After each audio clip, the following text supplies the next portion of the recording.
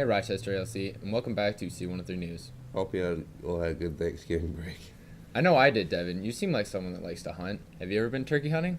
Yeah, Travis, I have. Deer hunting season is in progress. That it is. Here's the news team on more information about the hunting season.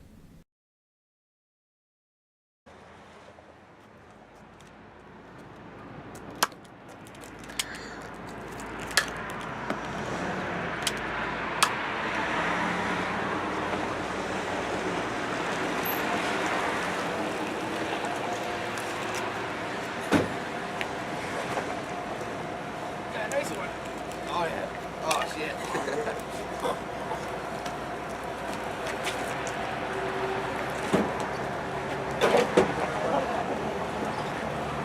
Whoa.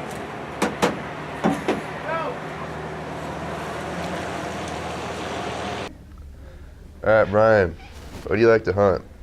Duck, deer, anything that flies. Yeah, what do you usually use? A shotgun or a revolver. What do you like to do with your game? Eat it. Sweet. Alright, thanks. Hey, Braden. Hi. Do you like to hunt? Yes, I do. What do you like to hunt?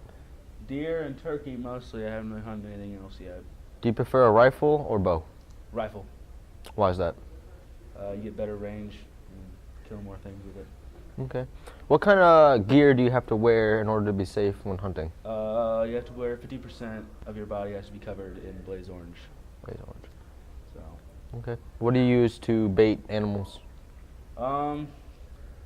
for the majority of the year, you set out food plots with corn and salt licks.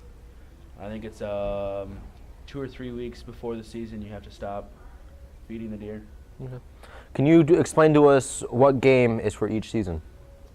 Let's see here. Deer season is in November. There's a spring and a fall turkey season. So let's see, spring turkey season probably runs late spring till early summer, and then fall turkey season's early fall. That's pretty much all I know of right now. All right, well, thank you. Richard, what do you usually hunt? I like to hunt deer primarily, mostly with my bow, but I also hunt with a shotgun or a muzzleloader, and I'm doing that right now. What do you usually do with your game? I eat it, take it home, butcher it myself, and yeah, my family enjoys it. Where do you like to hunt at? Mostly up by Orinoco on the other side of Rochester. Sometimes I go down to Lanesboro and Preston area also. Alright, thank you.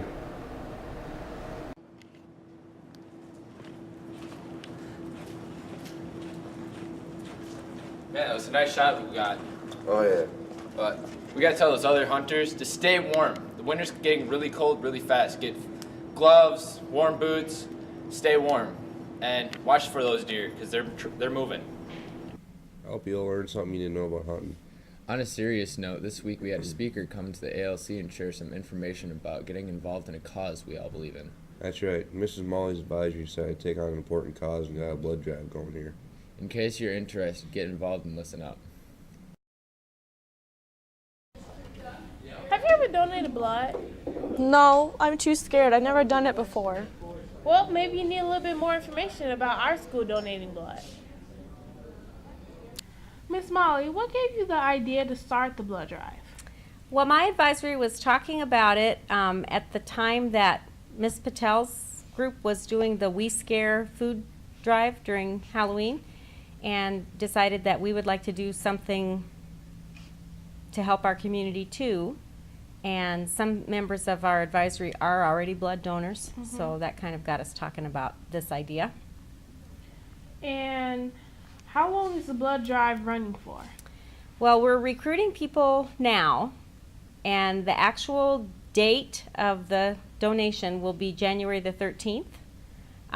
Mayo Blood Center is going to bring a mobile lab to our school that afternoon, and we can have 20 people donate that day.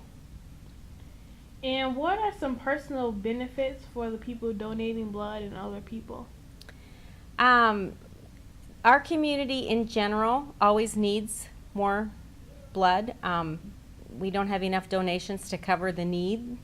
And I think that's true everywhere, not just in our community. So if you are a donor, then you can feel really good about helping out your community. It's a great way to volunteer. But in addition, as a school, we can form what's called a blood assurance group. And if we have members of our group who donate, then everybody who's in the group, whether you donate or not, gets the benefit that if we need blood products, we can have them for free. Because if you have some kind of an accident or some situation where you need a blood transfusion, each unit of blood can cost up to $1,000. But if you're a member of the blood assurance group, yours will be free. All right, thank you for your time. Uh-huh. Hi, I'm here with Brian, and we're going to talk about the blood drive. Have you ever donated blood before? No. And why have you not decided to donate blood? I'm donating this January. Oh, that's good. So you are planning on donating in January. And why? What made you come to that decision? Just because. Okay, thank you for your time. Hi, I'm Dara, and I'm here with Teddy. And Teddy, have you ever donated blood before? Yes, I have. And are you planning on donating for our school drive? No, I'm not, because you gotta wait 3 months every time you donate, and I've already donated. I see. Hello. Hello. Well, now that I know more about donating blood, I'm not so afraid anymore. That's good. Your decision can save people's lives. Very true. You're interested in meeting a donor on January 13th. Please see Ms. Molly to schedule a donation time. We interrupted this newscast for a very important message from our sponsors.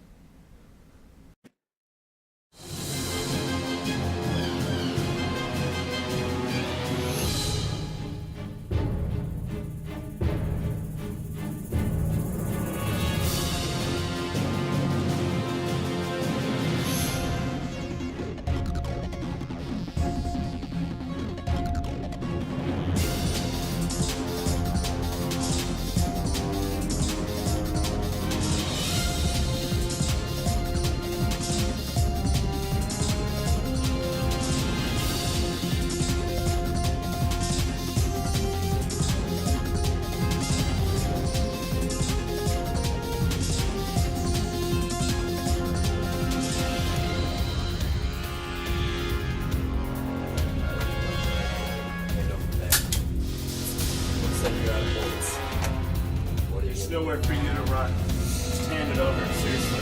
Yeah, come on, seriously, man. Please. Yeah, please. Seriously. Just bring it on. Come on, slide it. Slide it on over. Just Nice and gentle. Yeah, there you go. Say goodnight.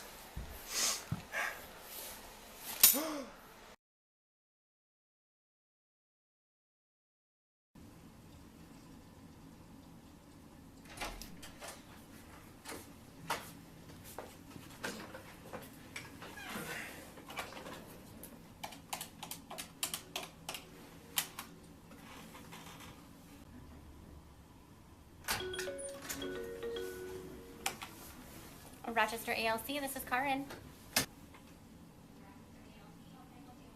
It's done. Okay. Thank you. Bye.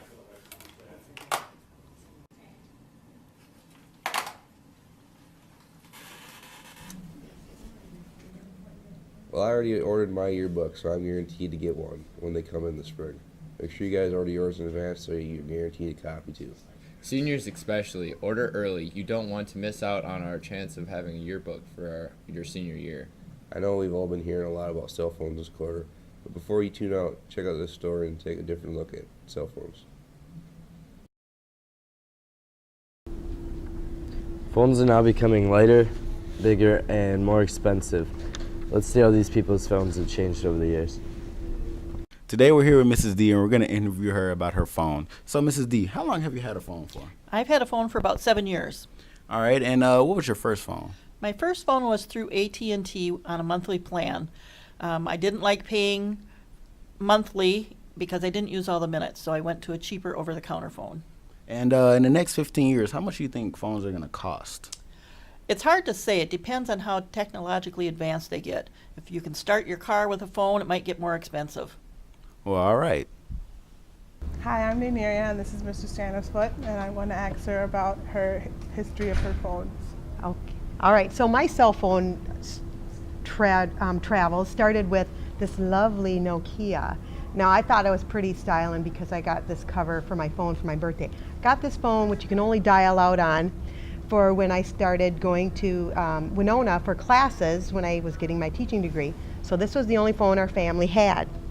So we thought we were pretty styling when it went to this flip phone.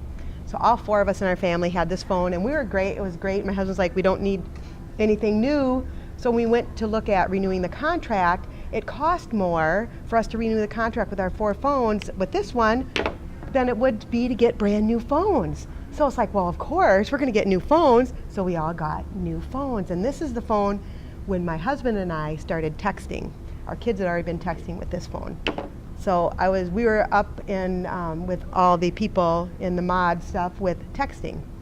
So we had this contract, and during this contract, our daughter, we still had these phones, and our daughter switched and got this phone, and which she really enjoyed because it was flip this way and then this way for when she was doing her different texting. So she enjoyed this phone. This is when she was off at college and used this phone. And so we were on these phones, this contract, for a couple years until it ran out. Same story. It cost more to renew the contract than it was to get an even better phone. And I was really happy with this phone because my texting was a lot easier.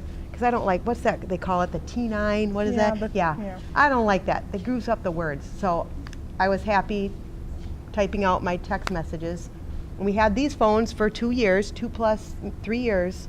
And my son's phone was not working. We go in, it was going to be cheaper to get new phones. So here we are.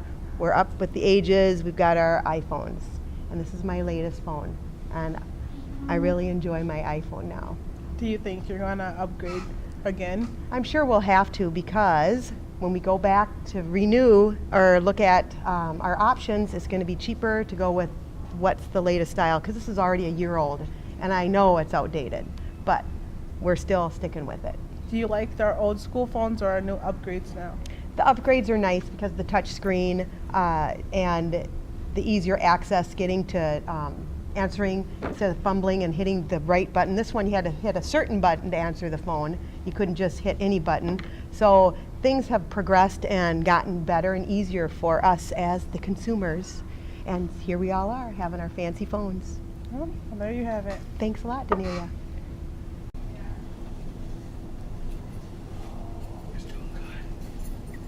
Oh, that's the rest of our evolution of our cell phones. Wow, that's pretty cool. I don't know how people survived without smartphones. I can't even imagine. Now let's switch gears. Here's your weekly dose of Mr. Ziebert. Welcome to another version of Z60. What I would like to do is review with the students here at the ALC our mission at the ALC. And our mission is to provide viable educational options for students that are experiencing difficulty. A lot of the kids that come here have experienced difficulty in their mainstream schools, but we also have students that experience difficulty in our school setting, whether it be attendance, things that get in the way. What we want to do is we want to help students be successful. And sometimes that means different programming. The ALC offers a night school program for kids that have jobs. We have the ESC program for kids that are having difficulty in classrooms, and we want to make sure that all students are moving forward earning credit. You may notice that I and Lois and Mr. Molly meet with students frequently to review credits, where students stand in their classes, how things are going as far as attendance and behavior and citizenship in the building. And what we want to do is continue to help students make positive decisions to move forward. If you ever have any questions about where you stand on your track towards graduation, where you stand as far as your classes go, please let us know. We'd be happy to sit down and review those things with you to make sure that you're moving forward to reaching that goal of graduating and being the best citizen that you can be. Thanks. So that does it for this week's edition of C103 News. Be sure to tune in next week for our last episode before winter break. Until then, stay warm out there, guys. Have a great week.